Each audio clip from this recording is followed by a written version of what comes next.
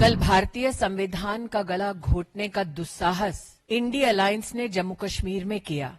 जिस रेजोल्यूशन को INDI alliance ने कल पारित किया, उसके अंतर्गत वो जम्मू कश्मीर में भारत के संविधान के खिलाफ एक नई जंग लड़ते हुए दिखाई देते हैं। धारा 370 हटने के बाद जम्मू कश्मीर में आदिवासी समाज को जो अधिकार मिले, क्या कांग्रेस और इंडिया अलायंस आदिवासी समाज के उन अधिकारों के खिलाफ खड़े रहेंगे?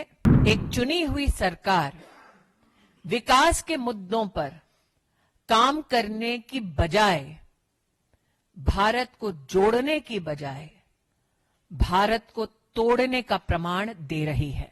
कल भारतीय संविधान का गला घोटने का दुस्साहस इंडी अलायंस ने जम्मू कश्मीर में किया।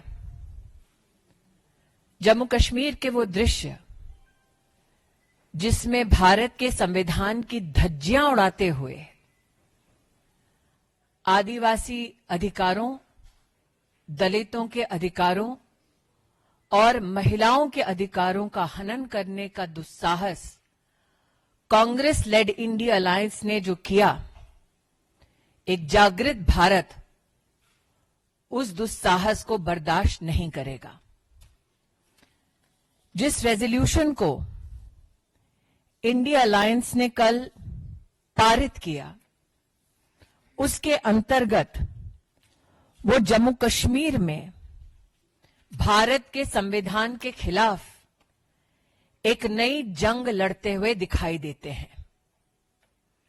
आज मैं इंडिया अलायंस के नेताओं से पूछना चाहती हूं कि भारत की पार्लियामेंट और सुप्रीम कोर्ट का जो निर्णय सबको मान्य है, उस निर्णय का अपमान, उस निर्णय की अवहेलना करने का अधिकार कांग्रेस को, एनसी को देश में किसने दिया?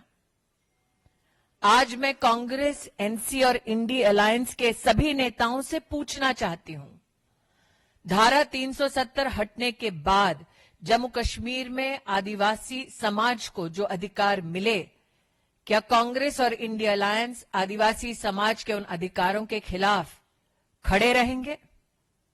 जम्मू कश्मीर में धारा 370 हटने के बाद दलित समाज, पिछड़े समाज को जो अधिकार भारत के संविधान के माध्यम से भारत की संसद ने सुपुर्द किए, क्या कांग्रेस नेत इंडिया अलायंस उनके खिलाफ खड़े रहेंगे?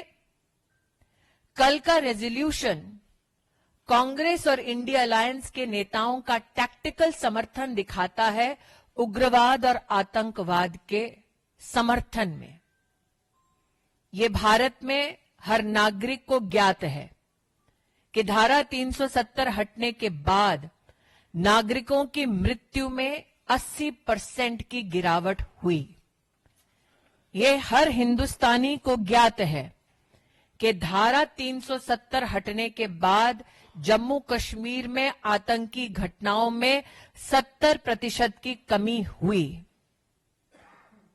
लोकतांत्रिक ढांचे के माध्यम से एक चुनी हुई सरकार विकास के मुद्दों पर काम करने की बजाय, भारत को जोड़ने की बजाय भारत को तोड़ने का प्रमाण दे रही है।